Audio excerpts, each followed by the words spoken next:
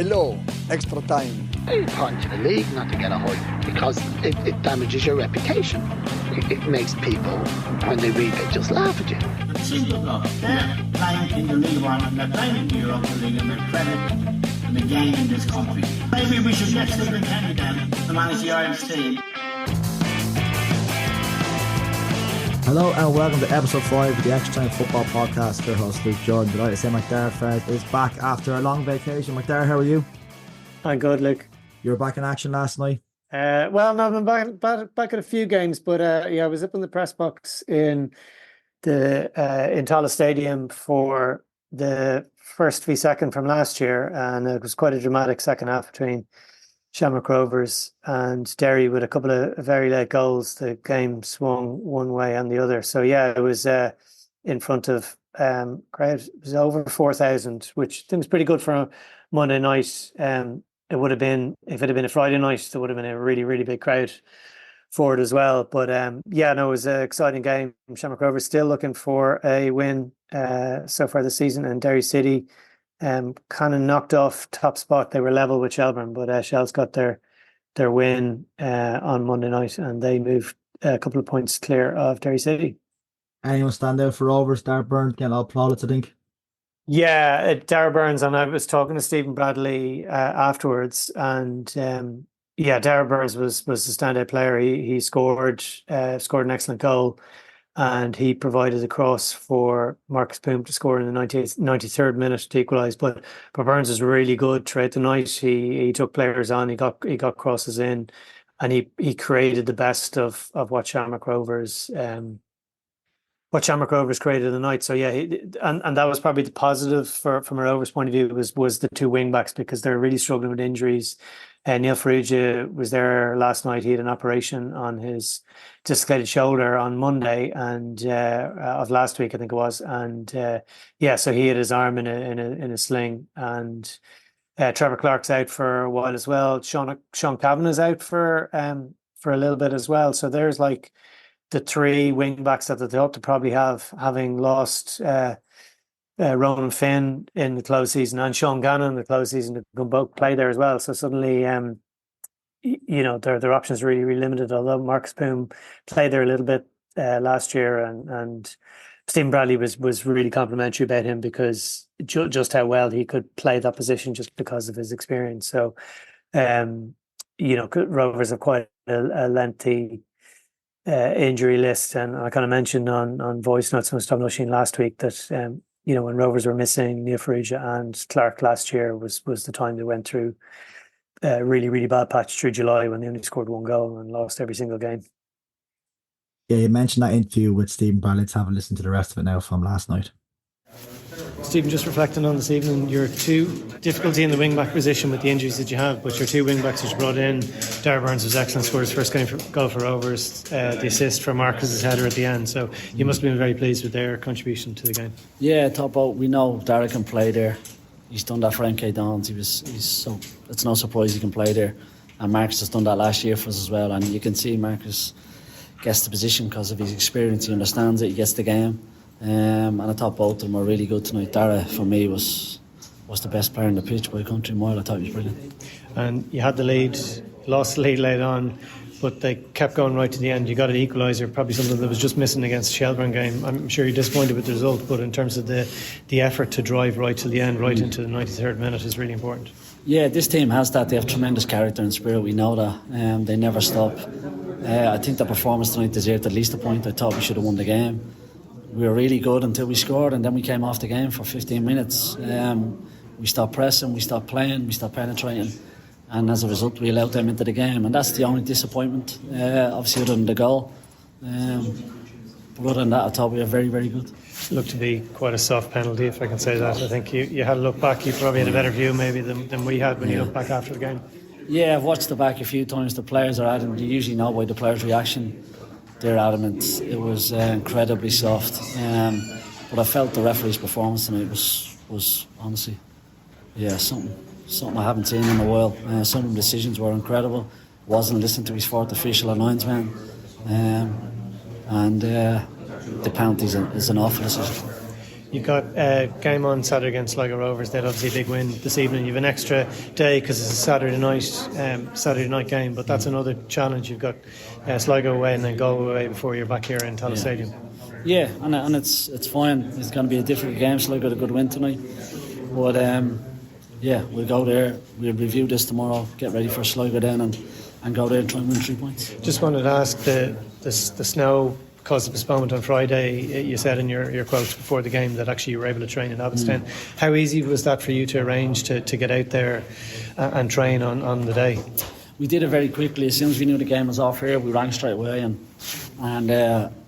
we got it very quickly and went out in the afternoon and had a good session because we didn't want the players coming too much off the loads that they've had. And it was great that we were able to get it so quickly. Had you been out and trained there before? No, we've never trained there as a team before. No, it was when you're looking around, there's not many places in Dublin that have domes and indoor, obviously, and we know it's a good facility. Some of the kids' teams have been out there, so we've seen it.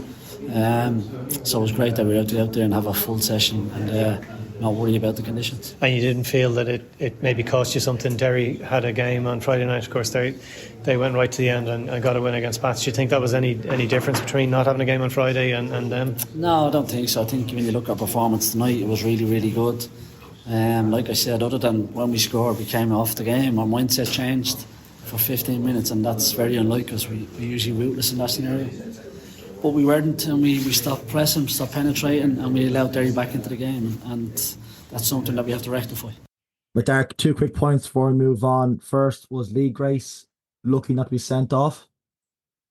Yeah, I actually missed it. And people were saying, "Oh, he's pushed him," and then I had a look back at it, and I think it's 2 games running. Rovers are probably lucky not to have a man sent off.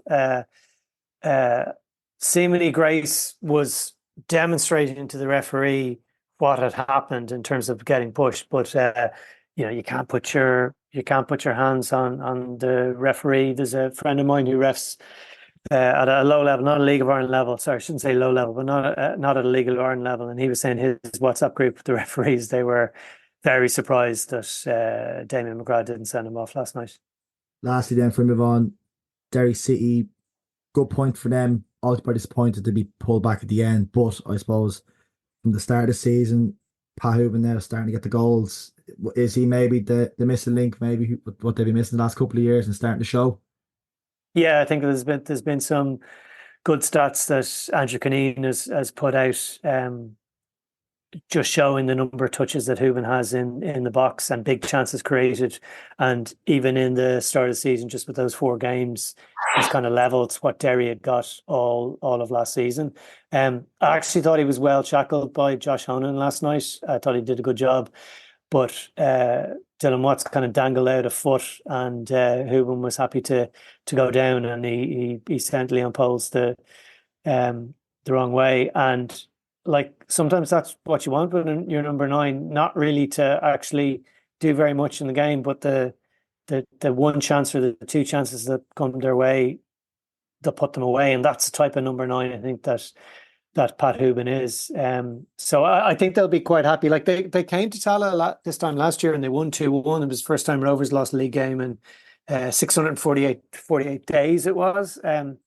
But ultimately they couldn't capitalise on towards the end of the season. But Rovers are in the same situation. Well, they didn't lose to Derry last night. They still only have the 2 points, and that was the tally they had after only 3 games last year. But I think it just showed and reinforced what people were saying ahead of the start of the season, that the acquisition of Pat Hooban, the other players that Derry have brought in. I know they've lost the likes of, say, Brandon Cameron to Pats, but that they should be up challenging at the top of the table. And and the Rovers I thought Rovers were good last night. Like you heard, Stephen Bradley thought that they should have won. I suppose when they were winning 1-0, I think they were certainly had the better chances in the first half. But the fact that they let those 2 goals in would be really disappointing. But the flip side is then that they pressed late and got that equaliser, which was something, particularly probably 2 years ago, was really prevalent in them winning the league, was getting late goals to equalise or to win matches. But I think it was it certainly sets it up nicely with all the results elsewhere in the night with everyone else playing. And no one's everyone's dropped points, but Shelbourne have dropped the least. Go on. I just wanted to ask one thing, Luke. At the end of the interview, Stephen Bradley talked about using Abbottstown for training last Friday night when the snow caused the game in Tallaght to be suspended. But yeah, that's where Pats are. That's where Pats train on a regular basis. Do I have that right? Yeah, the Trent Abbottstown now. Yeah. So it's just all this talk about facilities, and Rovers have great facilities in Roadstone, but having a facility like that teams, I know a lot of pre-season games are played out in Abbottstown as well, but I thought it was interesting that Rovers were able to kind of put a phone call in, seemed to be available on the Friday afternoon, and they were able to go and do a session like that. But having facilities like that is obviously a great facility for Pats that they're using, which they're renting, and Rovers will be renting Roadstone as well. But stuff like that. Stephen Bradley mentioned the dome. It'd be great to see the GA have this great dome stadium in, I'll get it wrong, maybe it's Galway or Roscommon, which I've seen, which actually looks amazing. But it'd be great to have that type of thing. The likes of Iceland have those kind of facilities dotted, in a number of locations. It's really important. Probably more snow over, obviously, in Iceland than here, but I just think, with all this talk of facilities and stadiums, even training facilities is so important. And I think that certainly probably helped Rovers on Monday, that they didn't miss out on having a good training session on Friday due to the snow. Yeah, I think Pats have bounced around the last while when it comes to training grounds. They were in Ballywooster, out in Selbridge, they were in Banch IT, and now they've settled in Abbottstown. But look, I think we're part of the Premier Division talk for the time being till part 2, and we chat to Conan Byrne. In particular, we're going to focus on St. Patrick's. But for the time being, we're going to turn our attention to the Irish national team. We Paul O'Hare with us to chat about the Irish managerial job and the latest around it. Paul, how are you? How are you, lads? You well? Well, last time we spoke about 3 weeks ago, it was all up in the air what was going to happen. Carsley, O'Shea, God knows who else I think the job. I think one stage it was Chris Combe we were chatting about, but we've landed on an interim basis with John O'Shea. First of all, your thoughts on that since the announcement? I think it makes sense in the sense that there's two ways you can look at the whole process. The FAI are either A, holding out for the right man. They have somebody lined up, and Mark Cannon was saying to us during the week or yesterday at the Aviva that they can't reveal the identity of the person that they're planning to appoint in early April for existing contractual reasons was the way he phrased it. Or you can look at the managerial managerial hunt over the last 3 or 4 months as just being a bit of a disaster, So it depends which way you look at it. The FAI will obviously, they sort of reiterate to us on a number of times, a number of occasions, that it's not about sort of fastest fingers first. Speed was never the sort of the one of the key ingredients of this managerial hunt to find Stephen Kenny's successor. We're dragging into our 4th month now, and they don't really, they make no apologies for the fact that it's not a race to appoint this person, that they will take their time and they will bide their time. They did say to us at the John O'Shea press conference that they were kind of asked when did you realise that you needed an interim appointment, at what point? And they sort of said to us shortly after the Nations League draw in Paris. Now, I was over at the Nations League draw. That was 4 weeks ago. To me, it just feels like they could have possibly just brought O'Shea in a little bit earlier than they have done, and give him a little bit of a longer lead up to the Belgium and Switzerland games. Because if you're to believe what O'Shea said, and absolutely no reason not to, he was suggesting that Mark Cannon first made contact with him just over a week ago. So if the FAI realised after Paris that they needed very shortly after that draw in Paris that they needed an interim management team, what happened in those sort of 2 weeks, 3 weeks before they actually did ring John O'Shea and got him in? But look, that's kind of besides the point now. We have an interim team. O'Shea's put together an interesting backroom team. Brian Kerr obviously coming back out of the cold after 19 years. Again, yesterday at the press conference, I thought it was interesting that Mark Cannon and O'Shea, when they were talking to us, I don't know whether they quite let it slip. Like, I think the assumption was that Brian Kerr's return was always John O'Shea's idea. Having played under Kerr at senior level and underage level, but Canham in his conversation with the media mentioned, that they were bouncing names around about possible backroom staff for O'Shea, where to take on the interim role, and that Brian's name was mentioned in terms of an advisory role. and O'Shea said to us yesterday, I jumped at that immediately. So if you take that at face value, this was more of an FDI idea to bring Brian Kerr involved, or bring Brian Kerr on board, rather than John O'Shea as such. But look, it's an interesting setup. It does very much seem to be just for these two games, though.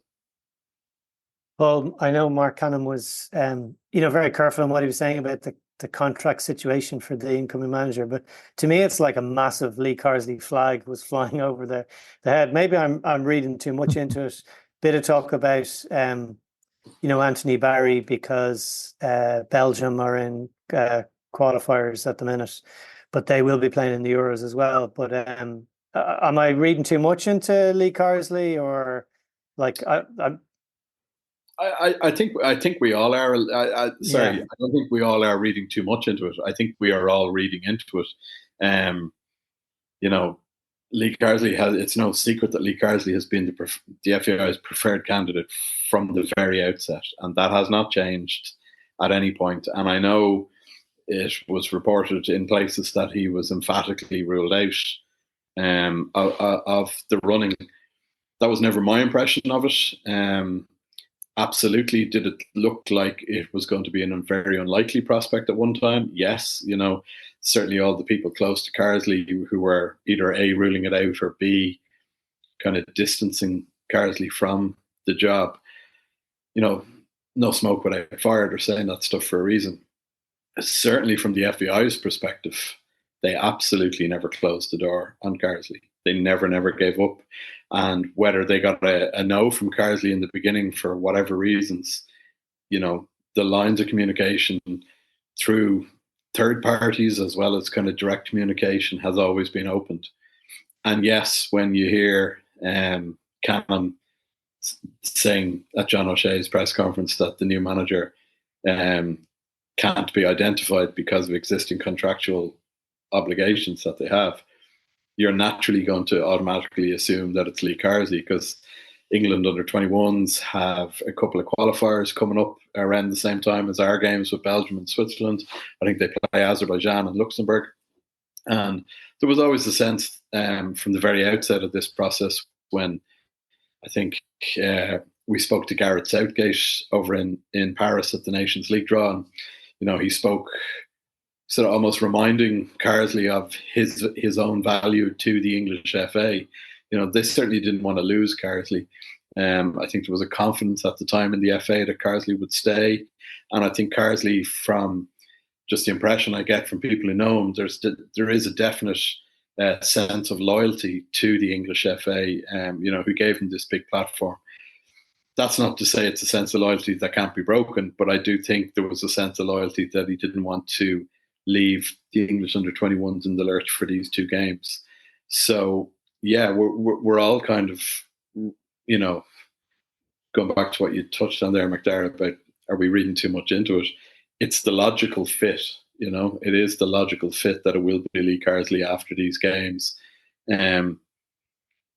It's been a very tricky managerial hunt in that the FAI, unlike previous, Ireland managerial hunts where there was more leaks than a rusty sieve or a rusty bucket. This one has been kept very close in-house, and cards kept close to their chest. There hasn't been a huge amount of leaks. There's been various stories in the media, all of them for reasons, and truth to most of the stories. It has flip-flopped wildly around the place. But if I was to call it right now, and look, we can be wrong on this. There could be a complete left field candidate that, just has completely gone under the radar. But if you were to call it now, I think it definitely is certainly pointing it towards Lee Carsley. Well, can I throw a name that was the left field candidate possibly 3 days ago? The Slaven Bilic link kind of came out of nowhere, I think, for a lot of people. Was there any ever truth to that, or was it just kind of made people putting two and two together over the Mark Canham comment? I don't know is the answer. I know Gary Doyle, a colleague in the Irish Daily Star, that was his story. And, Gary would have had good information in terms of for running a story like that, So I can only assume that the story was based on solid information that he received. I've subsequently read that, people close to Bilic are kind of playing it down. Look, nothing would surprise me in this managerial hunt. It has, as I said earlier, flip-flop just so wildly around the place. But I don't know. Like the FAI said to us yesterday that they're not wedded to having that the next head coach, as they prefer to call it rather than manager, that the next head coach has to be Irish. But they were talking about it would be good to have a connection with Ireland. Lee Carsley, he was born in England, even though he played for Ireland 40 odd times or whatever it is. So I don't know. Well, a man with a great connection to Ireland is Brian Kerr. Certainly, when I heard the news, I was very happy to hear that, to have somebody of his experience. I think someone who was very, I always felt harshly done. I think back to those bad games against Israel where really we came undone when Brian Kerr was manager. I think he was very harshly treated by the previous regime at the FAI. Were you maybe surprised, Paul, when you heard the story? What's your thoughts when you hear that Kerr is going to be the technical advisor? I think maybe is the term for John O'Shea for these couple of games. Yeah, I absolutely was surprised in that we actually. It was a story that I had myself. The news on it first, in terms of the Mirror had the story, and it's one of those where you get a tip off to something that's happening, and you're kind of like, whoa, really? And then you start making a few phone calls, and you start ringing around a few people, and you try and get hold of people, and some people aren't answering their phones, and when people aren't answering their phones, you start to think something's up, and then the next person you bring isn't answering their phones, and you think something's definitely up. And so look, once I was able to stand up the story and confirm it that night, and we ran the story, and then the FAI confirmed it the next day. It is kind of remarkable in some ways that all of a sudden he's back in the mix, because I think we've, for right or for wrong, Brian was frozen out of the international scene for 19 odd years, since 2005, as you said, when he finished up as Ireland manager. And you've nearly become accustomed to him of late. I appreciate he was with the Faroe Islands and he had other sort of roles and things like that. But certainly from an Ireland football team perspective, we've all just become accustomed to him being on the TV, and working with Virgin Media and doing commentaries with News Talk at the weekend and Premier League games. And, his analysis has been very cutting and calls it as he sees it. Some people would argue that maybe some of the criticism of Kenny was a little bit over the top or personal, but, he called it as he saw it. And we spoke to John O'Shea about this yesterday at the press conference, in that, how did it sit with him? As in, how did it sit with John O'Shea that Brian Kerr, who had been so critical of Stephen Kenny's tenure as Ireland manager, when O'Shea was one of the coaches on Kenny's coaching team, how did that kind of criticism sit with Kerr, or sit with John O'Shea? Now, bear in mind, John has that long-standing relationship with Kerr, and he's obviously very fond of him. And he was very diplomatic in his answer, O'Shea. He kind of just slightly sort of fobbed it off, and he just was sort of saying that's what analysis is. That's what analysts are paid to do. We don't really need the person on the TV telling us when we've had a bad game, whether you're a coach or a player and you've been around dressing rooms for long enough, you don't need the man on the telly to tell you had a crap game. You know it yourself. So that was kind of the answer to that. What I'd be interested in, and which we didn't really tease out with him, because a lot of these press conferences that we get, you're on the clock with the FAI. You get 10-minute section for the live press conference, you get 10-minute section for the daily newspapers, you get 10 minutes for the Sunday newspaper section. That's generally how these things work. They're broken up, and compartmentalized into different sections. And, 10 minutes might sound like a lot, but when you've got maybe 12 newspaper journalists all trying to ask questions, and sometimes the answer might go on for 2 minutes, they're very short periods, very sort of, basically what I'm saying is time gets eaten up pretty quickly. What I would have liked to have known is O'Shea's view on what the players might think about Brian Kerr coming in that, there's a generation of player. I was at Talca Park last night for the Shells Galway match, and we spoke to Damien Duff after the game, and we were asking him about Kerr being back in the mix. And Damien has a really long-standing relationship with Kerr and Malaysia, and third in the World Cup and this, that, and the other. And he was just saying it was disgraceful how Brian was treated by the old FAI, and that it's great to have him back in. So there's all the players of that generation, including O'Shea, they all love Brian Kerr. Whereas the current generation of Ireland player are probably used to Brian Kerr being the man on the TV, panning, not necessarily them as players, but certainly maybe the approach of the previous management. And I think that'll be an interesting one to tease out. But I suppose they'll all be diplomatic as well, and they'll all say the right thing. And whether it is 2 games for Kerr and it's only 2 games, we don't know. Certainly the indication with O'Shea from Mark Canham yesterday was that it would just be 2 games for John O'Shea. But I'd be very, very surprised if O'Shea is not part of the coaching team with whoever the next manager is. Whether Brian Kerr is, I don't know. Yeah, it's interesting. You mentioned the Shelburne game. Damien Duff also maybe had a slight pop at Stephen Kenny, but we might leave that one just for now. You mentioned the backroom team. Okay, Damien Delaney might not have joined Kerr in the backroom team, but there was obviously some of Brian Kerr's old faces coming in as well. Paddy McCarthy and Glenn Whelan, good appointments. Yeah, I think so.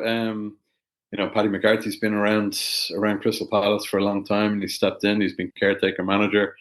Again, using it as a point of reference, I wouldn't know Paddy particularly well.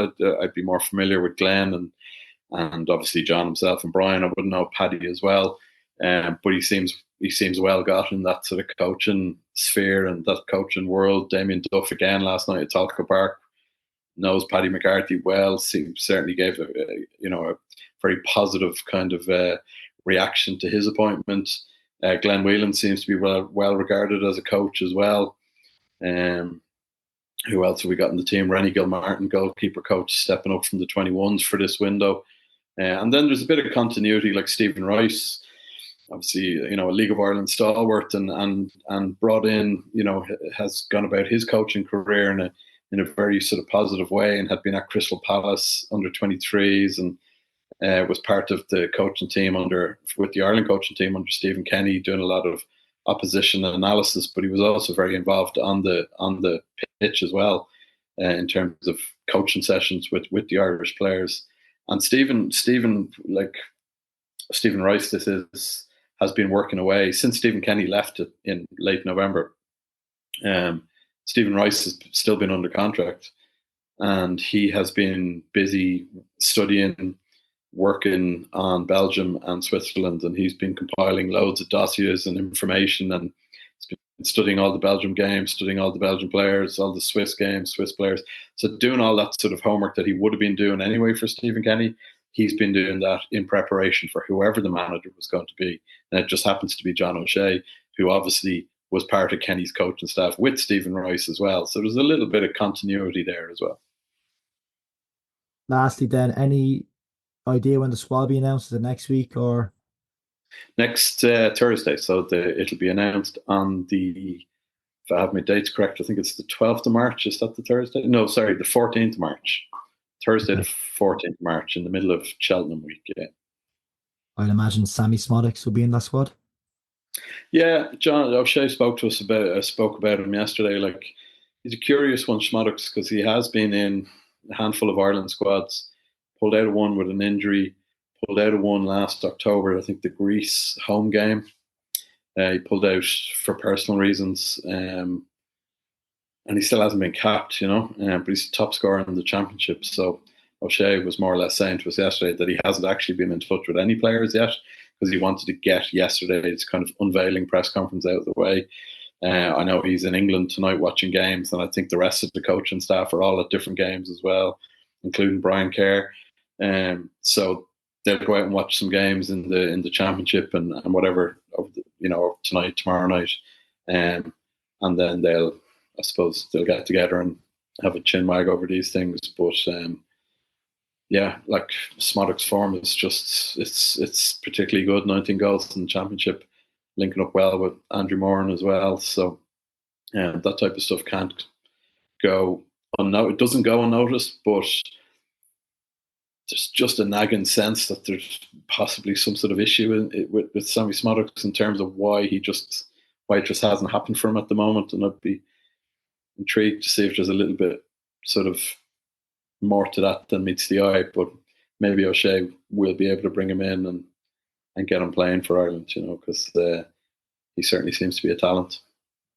I think there are two great friendlies for him to have with Belgium coming up. I think I said Anthony Berry, assistant manager of Belgium. Of course, he's Portugal and Bayern Munich, who are playing this evening. They're going through in the Champions League as well. But I think it's just a pity we don't have a permanent manager in place when you've got these two big games.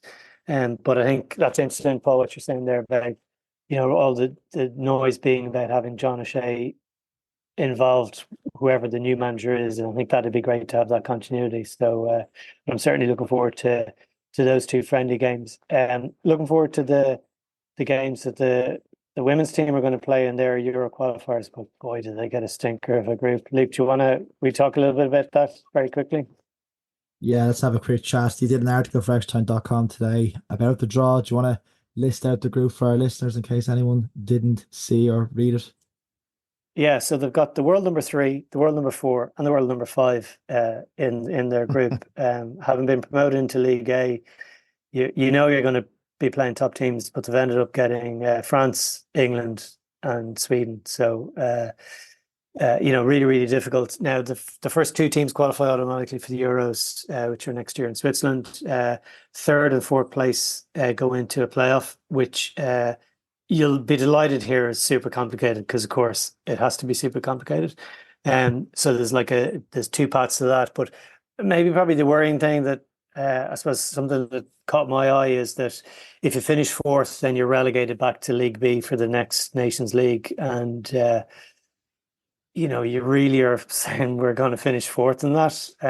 If we'd have to have some of our best ever results if we have to avoid finishing bottom of that group. And listen, I hope we finish in the top 2 and qualify automatically. But even if we do finish fourth, it would mean that we get relegated. But it does give us the opportunity to still get to the Euros. So, but yeah, it is a very difficult group. And Eileen Gleeson, she was talking to RT this evening, and she just said, "Well, there's no escaping it. It is the toughest group we could possibly have got, and that's what they have." But and those games are happening pretty quickly. They'll be taking place in April through May, June, and July. So and probably one of those games, maybe two of those games, might be moved to the Aviva Stadium. They have a limited number of dates that are available to them, and the UEFA computer spits out the fixtures tomorrow, and then they'll have a look to see when the Aviva Stadium is available, because there's stuff like the Europa League final, or other Ireland men's games and stuff like that they need to have to do around. But really, really tough draw, but exciting draw to get to see some of those best players. We've seen Sweden play Ireland recently, but the likes of Ireland play France just ahead of the World Cup. But having the European Championships of England coming to town will be something else. Yeah, and for offer hope to listeners, we did draw with Sweden away in the last qualifying. So that's an important point. Yeah, that draw in Gothenburg was absolutely crucial for them to get to the playoffs. So, but that was a ever so slightly easier group, shall I say. There's always hope. Yeah. Look, lads, we'll leave it there for the first part. Macdara, Paul, thanks very much. Cheers, lads. Thank you. Get in touch. You can email us at extratimelive@gmail.com or tag us on Instagram using the hashtag League of Ireland, or tweet us at Extratime News. Let's do it. Welcome back to part 2. I'd like to say Conan Byrne has joined us. Conan, how are you? Not too bad, Luke. How's things? Yeah, all good. I suppose before we talk about the football, chat maybe off the field, a bit of news broke today on Tuesday evening about Pats and potential investment coming in from the United States. Any thoughts on that? Yeah, it's great. Like, the words that I saw from Gareth Keller, I suppose, was the expansion into the US. That's what I liked about it, the whole lot. It's like we're trying to, like, it's not just about the League of Ireland anymore. It's trying to make this into a brand. Bows have done great work in terms of their community work and their outreach into a global audience. And it's about time that other clubs got on board and tried to do something similar. And I suppose with Garrett's contacts in the US, the upcoming trip to Minnesota, in line with St. Patrick's Day celebrations, the people that are involved in the investment as well, being sports stars themselves, along with, amongst others, I know the sports group can also themselves. They're heavily involved in sport, in terms of investments in the US, and obviously trying to get more across the ocean. So it's great that Pats are involved, and hopefully it's a sign of things to come, because at the end of the day, we want it's not just about League of Ireland, it's getting so much bigger than that, and I think everyone sees it. And yeah, looking forward to where it goes, to seeing where it goes. Yeah, I'll put my Pats fan hat on for a second if I'm allowed. I mean, I suppose from a Pats point of view, is the dream maybe that this investment will come in, and the idea possibly for stadium redevelopment or the Richmond Arena talk maybe gets revived. That'd be my kind of hope, really, from the investment point of view. Oh, obviously, yeah. I think we'd all like to see that. We'd all like to see that happen. Something needs to be done, obviously. Like Inchicore is a brilliant place. I was lucky enough to play there for 6 years, and the memories that I have there will live on for forever. But it's not what it like. We're turning away fans at the end of the day. I'm saying we're St. Pat's are turning away fans, and it's not something that should be happening, And other clubs are in similar situations. And look, it's good to have that, where I suppose demand is so high now in League of Ireland, and crest of a wave, but that will slide away if significant investment doesn't come into certain clubs. And hopefully with this investment into St. Pat's, we'll see something new in the foreseeable. Yeah, and let's chat about maybe on the field matters in terms of how Pats started the season. I suppose I was at the game myself, the way in Galway, and then I was at the game against Bows. I suppose the Galway game, you can kind of write it off as bad weather conditions. It's a good result to get something in Galway this season, good 3 points. But what has followed now, disappointing result against Bows at home, a late loss to Derry, and now they obviously lost last night as we record and shares the Waterford away. It's amazing how quickly everyone in football can go, especially start of the season, where it looks positive, start winning the game, and then suddenly you lose 3 in the bounce. Yeah, it is. And obviously the first game away, you saw the dogged performance that the players put in. My battery nearly dying. Yeah, the positive performance down in Galway was brilliant. And it's the dogged performance that was needed there by the lads. They did really, really well to get the 3 points. But unfortunately, then when you're expecting them to win that home win is so important at the start of the season. And it didn't come. And I felt that Bows tactically were the better team on the night. They pinned the Pats three centre halves in deep, which didn't allow Breslin or Sjoberg to get forward as wing backs, and they were playing like a 5, and there was no width going forward. Levy and Mulroney were playing inside, and it was just too easy for Bows. Like, there was a couple of half chances, obviously. And then at Inchicore, it's all about width, I feel, especially in attacking areas. You need wide players on that pitch. And it just didn't come. And then up in Derry, you're expecting... the first 20, 25 minutes, I was very excited because Breslin and Sjoberg were getting high and wide. And it was looking like that we were getting more players up the pitch. But Keating, again, like in the Bows game, was very isolated at times. A goal out of nothing, let's be honest. Didn't really see us scoring any other time in the game, maybe from a set piece. And then obviously the goalkeeping situation, which is troubling. It's concerning, really is. Yeah.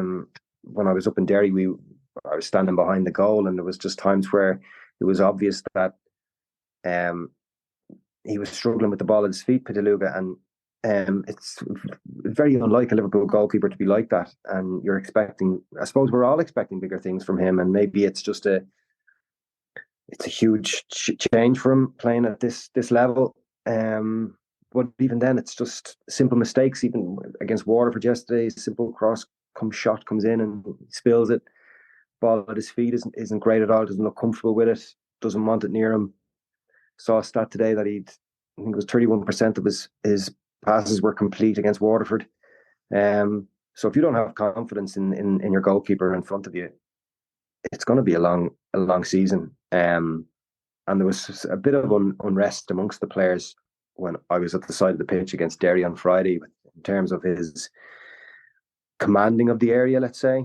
But then it's just, you're going to have to get yourself higher up the pitch too, and Pats haven't been able to do that. The three at the back as well. Keeley looks a little bit uncomfortable with the ball at his feet, and again goes long maybe when under pressure, when just needs to put his foot on the ball and relax and stay a bit more calmer. Redmond isn't the sole focus now in that centre half area. He plays the right centre back, which is just, I prefer him to be kind of last line of defence. So yeah, it's all new, isn't it? This kind of boxing midfield that Pats have been trying. I know Shells did it a bit last year. Rovers started it in the league. Derry were doing it for a while. So it seems to be the new formation that a lot of clubs are trying, but you need to have the players to do it. And it does take time for it to bed in. And I'm just not seeing it at the moment that Pats, like I see Breslin as a fullback, I don't see him as a wingback, and there's a massive difference in both. Sjoberg on the other side, I do. I think he's very good going forward, and he seems to have the pace and the energy to get up and down, and his end product isn't great, I'll be honest, but I do expect more from the attacking areas. As I said, Keating is doing all he can, but in behind it's leaves a lot to be desired so far.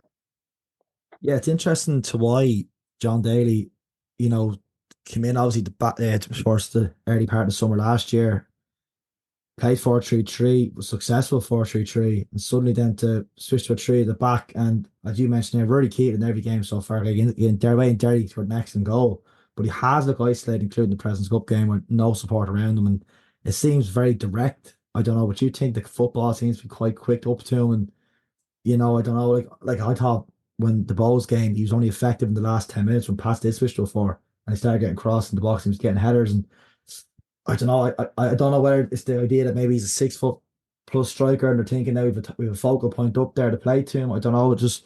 It seems, I don't know. There seems to be too many things have changed in the off season. You mentioned the goalkeeper, Sam Curtis has left. Change of formation. There's a lot. I just seems to be a lot of uncertainty at the moment in terms of the way they're playing. Yeah, Keating puts himself about. Mark Connolly was very uncomfortable with him on the night as well. Keating won a good few fouls from him.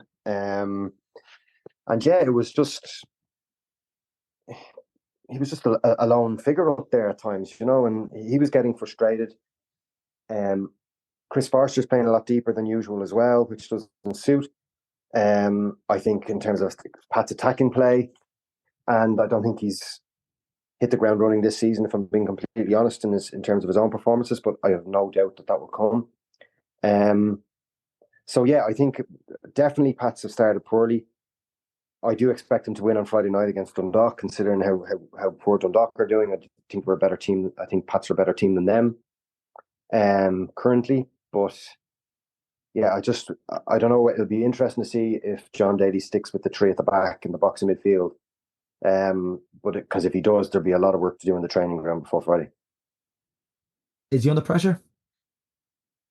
No, I wouldn't think so, Luke. The reason being, I wouldn't like to think so anyway. He got finishing where they finished last year.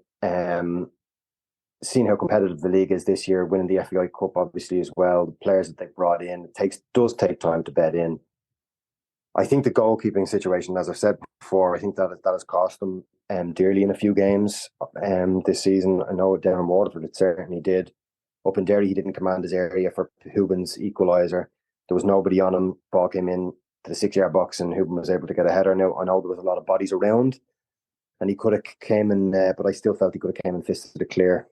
Because that will instill confidence in your goalkeeper, and it won't let many Dundalk or Derry players come in as heavy on him the next time. If he does do that, they'll have to change it up a little bit if he does dominate that area. But yeah, it was disappointing. That's the area that I feel will be very interesting come Friday, whether or not he does continue with him and go. Because there's just been too many mistakes. We saw the President's Cup game. Obviously, the clean sheet and goal, he was good. It was a good dogged performance. The penalty concession and at Richmond for the Bows game, and now you can say it was or wasn't a penalty. He did hesitate before he came out. As I said, talk about commanding your box. You need to do that as a goalkeeper. The goal in Derry, wouldn't blame him for the second one, and then obviously down in Waterford as well for the second goal. So there's just a lot that's going on in that area, and I don't like finger pointing at goalkeepers, because look, they get an awful lot of criticism as it is, but I think it's warranted in this situation. And you see Luga being dropped already, just maybe the external pressure of Liverpool. I imagine that's a part of the loan deal that he was brought into play. I don't think they're going to fancy him being dropped out of 4 games.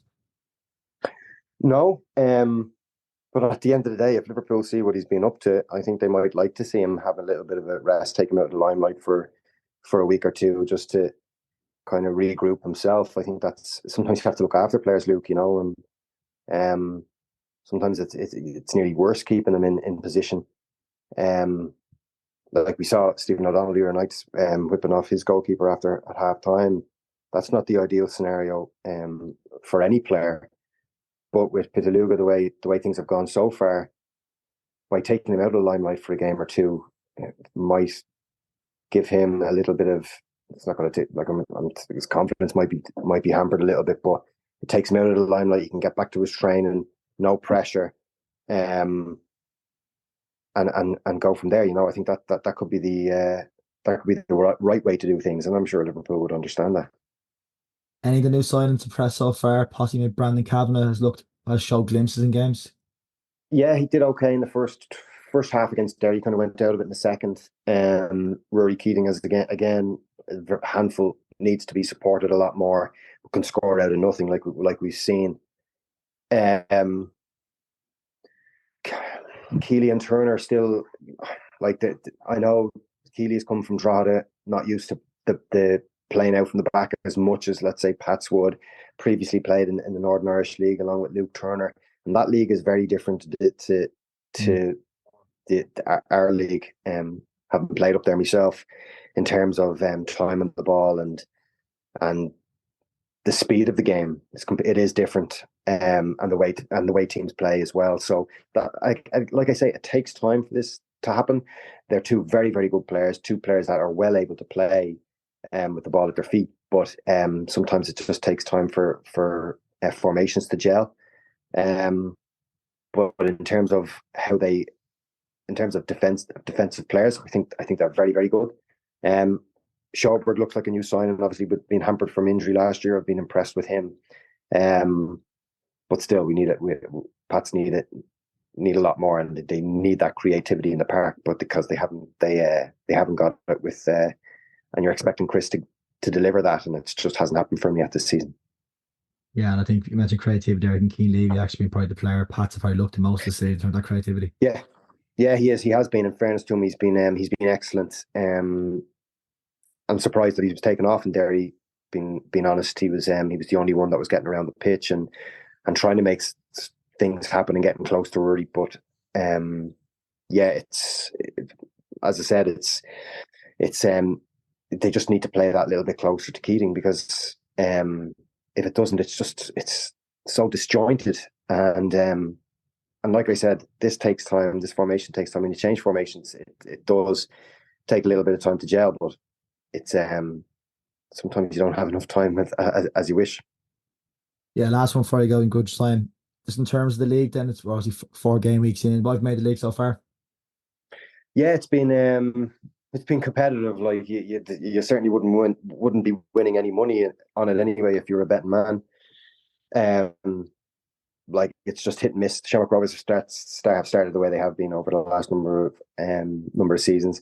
I still see them running away with it, if I'm being completely honest. I think there's just too much power and quality in their team to not win it. I think that they're the team to beat for sure. I've been highly impressed with Shells. I think their tactical play has been very good, and no surprise with Duff and O'Brien in there and what they've done over the last number of seasons, which has been phenomenal, really. I've been impressed with Waterford and Galway, and obviously the two promoted teams. Like Galway were very unlucky. I think that, again, 36 crosses into the box yesterday against Shelburne, weren't able to convert.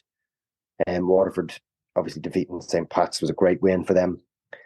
And I suppose at the other end of the table, then you're looking at Dundalk and how poor they've been. I mentioned it earlier on. And you might not have been expecting that, I suppose, at 1-1 in the first game against Shamrock Rovers. But I suppose it's all hit or miss with loan signings. And Stephen O'Donnell likes bringing in players from England and Scotland on loan. And so far it hasn't worked out. Like, it really hasn't. Keeping him in the dressing room again for well over an hour after the game yesterday. So again, coming up to Inchicore on Friday, that'll be a very really looking forward to seeing the outcome of that game. And Derry will be up there absolutely as well. So yeah, very competitive. So yeah, it's you don't know what's going to happen really, do you? At this moment in time, you're trying to figure out between 3, 4, 5 clubs who could be in the relegation dogfight, and then at the same time you'd be looking at another 5 for top 4 challengers. So yeah, going to be very interesting and really enjoyable season, I'm sure. So Shells is to lose then for the season. Yeah, of course. Yeah. No, I actually do. I fancy them to get Europe again. And I think they'd be disappointed if they don't get it. Colin, thanks for your time. We'll chat again soon. No problem, Luke. Take care. Get in touch. You can email us at extratimelive@gmail.com or tag us on Instagram using the hashtag League of Ireland, or tweet us at Extratime News. Let's do it. Welcome back to part 3. Just before we finish up for another week, let's have a run through the fixtures in the SSC Electricity League this weekend, starting with the Premier Division. Galway United take on Drogheda United. Both Shells, the big north side derby on Friday night. Derry City, Waterford, St. Patrick's, Dundalk, both sides under pressure going into that game after a poor start to the season. And on Saturday night, we have Sligo Rovers against Shamrock Rovers. In the first division, we have Treaty United against Bray, Athlone Town, Kerry, Finn Harps, Cove Ramblers, UCD Wexford, and Longford Town, Cork. That's on Saturday night. Our reporter Phillip Morrisey was at the game last Friday in Turner's Cross as Cork won 1-0, and he dropped us this voice note. Cork City kept up their unbeaten run so far as they overcame UCD tonight at Turner's Cross. A late first half header from Keane Coleman proving to be the difference between the sides. The visitors were unlucky to come away with nothing, as only desperate defending and poor finishing kept them out. Barry Coffey saw red late on, but the home side hung on. It keeps their promotion hopes alive, but boss Tim Clancy will be unhappy with how this home side performed. He knows that they can do better, but bigger challenges wait ahead. And finally, the Women's Premier Division returns this weekend. The season kicked off last week with Athlone Town beating Peamount United 3-0 in the Women's President's Cup.